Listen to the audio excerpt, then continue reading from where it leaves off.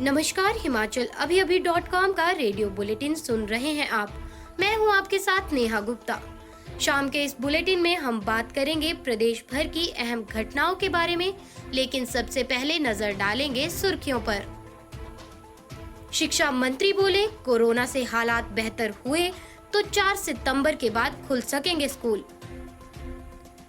लाहौल को सीएम ने दी सौगात, उदयपुर में सिविल अस्पताल और एचआरटीसी बस डिपो खोलने की घोषणा। किसान नेता राकेश टिकैत से सोलन मंडी में भिड़ने वाले आढ़ती को मिली धमकी। हिमाचल में 24 सितंबर को सभी आंगनबाड़ी केंद्रों में हड़ताल, सीटू ने सरकार को दी चेतावनी। हिमाचल में दरकने लगा पहाड़, जमीन धंसने से कई घर क्षतिग्रस्त, दर्जनों घरों पर मंडराया खतरा। इंदिरा गांधी खेल परिसर ऊना में महिला एवं पुरुष हॉकी टीम ने दिखाए प्रतिभा के जौहर। हिमाचल के किन्नौर में सड़क से लुढ़की कार सतलुज में समाई, हादसे में पति पत्नी लापता। याद रखें कि कोरोना का खतरा अभी टला नहीं है। हमारा आप सभी से आग्रह है कि एहतियात बरतें और सुरक्षा के 3 उपायों का पालन करें। मास्क पहनें, सोशल डिस्टेंसिंग का पालन करें और समय समय पर अपने हाथ साबुन और पानी से धोते रहें। देश भर में कोविड टीकाकरण अभियान चलाया जा रहा है। अपनी बारी आने पर कोरोना का टीका अवश्य लगवाएं। अब समाचार विस्तार से।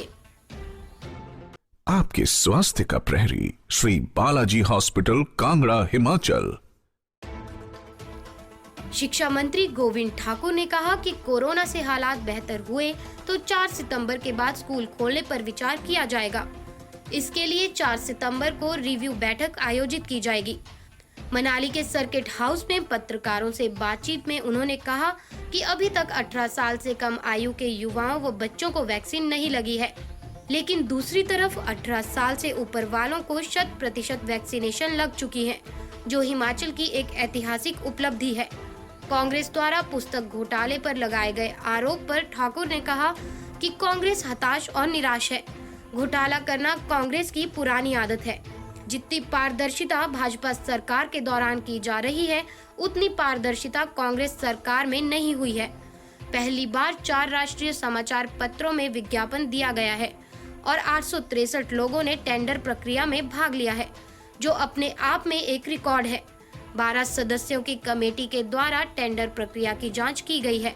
उन्होंने कहा कि मनाली विधानसभा क्षेत्र का पिछले 14 सालों से प्रतिनिधित्व कर रहे हैं और बिना भेदभाव के पूरे क्षेत्र का विकास किया गया है। यहाँ पर सभी बड़ी परियोजनाएं बीजेपी सरकार की देन है। सीएम जयराम ने जिला लाहौल स्पीति के अपने 1 दिवसीय दौरे के दौरान केलांग तथा उदयपुर में लगभग 66.50 करोड़ रुपए की लागत की विकासात्मक परियोजनाओं के लोकार्पण व शिलान्यास किए। सीएम ने उदयपुर में अग्निशमन उपकेंद्र खोलने, उपखंड को पूर्ण विकास खंड में स्तरोन्नत करने, माध्यमिक विद्यालय किशोरी और भुजंद को उच्च विद्यालय में स्तरोन्नत करने, मडग्राम में पशु चिकित्सा अस्पताल खोलने, जाहलमा में उप तहसील खोलने, उप तहसील उदयपुर को तहसील में स्तरोन्नत करने, एचआरटीसी का उप डिपो खोलने और सामुदायिक स्वास्थ्य केंद्र उदयपुर को नागरिक अस्पताल में स्तरोन्नत करने की घोषणा की है। उन्होंने कहा कि लाहौल घाटी में बाढ़ की घटना के पीड़ितों को किन्नौर में प्रभावित परिवारों की तरह 4 गुना अधिक मुआवजा दिया जाएगा। जयराम ठाकुर ने कहा कि इस वर्ष घाटी अप्रत्याशित बाढ़ के कारण बुरी तरह प्रभावित हुई है। उन्होंने कहा कि इस दौरान 10 लोगों की मृत्यु दर्ज की गई है तथा प्रदेश सरकार ने तुरंत क्षेत्र में राहत तथा बचाव कार्य किए हैं। हिमाचल में किसान नेता राकेश टिकैत की धमकी से खड़ा बवाल थमने का नाम नहीं ले रहा है। सोलन सब्जी मंडी में किसान नेता और आढ़ती के बीच की बहस ने तूल पकड़ ली है। नारा लगाने से रोकने वाले आढ़ती विक्की चौहान ने आज धमकी मिलने का आरोप लगाया है। विक्की का कहना है कि मंडी के अन्य आढ़तियों से उनके बारे में पूछताछ की जा रही है।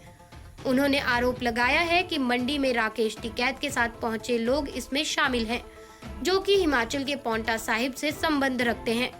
विक्की ने बताया कि इस बाबत उन्होंने पुलिस में लिखित शिकायत की है। मीडिया से मुखातिब होते हुए विक्की ने कहा कि अगर उन्हें कुछ नुकसान पहुंचता है तो इसकी सारी जिम्मेदारी राकेश टिकैत की होगी। शेष समाचार ब्रेक के बाद। आपके स्वास्थ्य का प्रहरी श्री बालाजी हॉस्पिटल कांगड़ा हिमाचल। आंगनबाड़ी वर्कर एवं हेल्पर्स यूनियन संबंधित सीटों की बैठक यूनियन कार्यालय शिमला में संपन्न हुई। बैठक में निर्णय लिया गया कि यूनियन के अखिल भारतीय आह्वान के तहत 24 सितंबर को हिमाचल प्रदेश में सभी आंगनबाड़ी केंद्र बंद रहेंगे व पूर्ण हड़ताल होगी।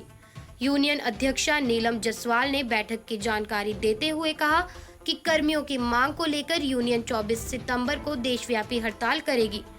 इस दौरान आंगनबाड़ी कर्मी प्री प्राइमरी में नियुक्ति, इस नियुक्ति में 45 वर्ष की शर्त खत्म करने, सुपरवाइजर नियुक्ति के लिए भारतवर्ष के किसी भी मान्यता प्राप्त विश्वविद्यालय की डिग्री को मान्य करने, वरिष्ठता के आधार पर मैट्रिक और ग्रेजुएशन पास की सुपरवाइजर में तुरंत भर्ती करने, सरकारी कर्मचारी के दर्जे, हरियाणा की तर्ज पर वेतन देने, रिटायरमेंट की आयु 65 वर्ष करने की मांग और नंद घर बनाने की आड़ में ICDS को वेदांत कंपनी के हवाले करके निजीकरण की साजिश और डायरेक्ट बेनिफिट ट्रांसफर और पोषण ट्रैकर ऐप के खिलाफ आंदोलन करेंगे।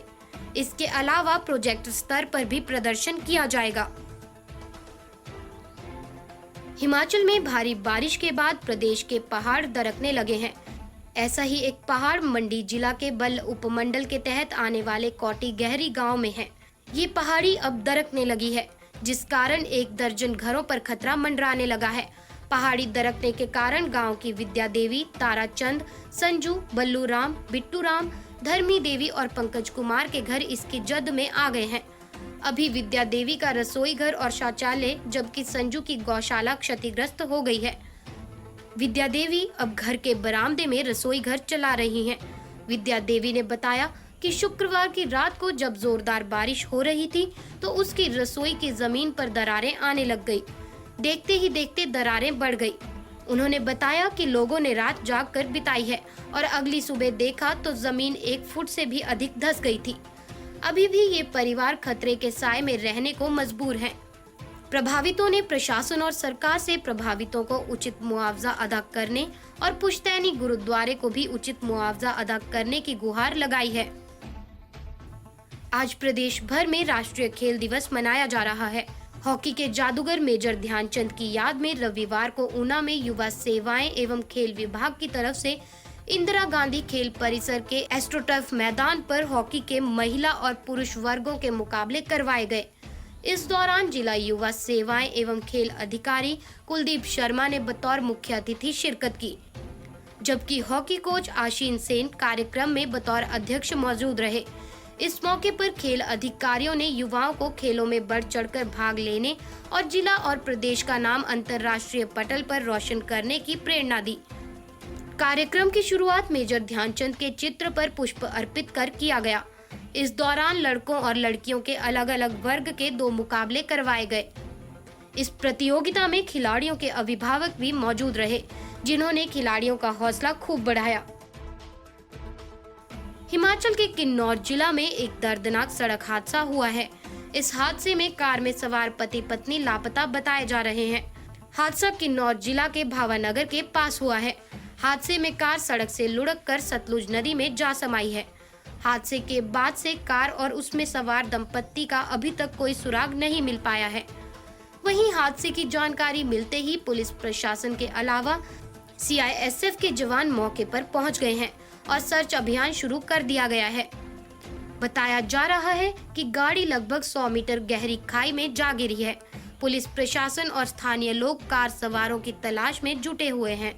इस बुलेटिन में बस इतना ही। कल फिर मुलाकात होगी। नमस्कार।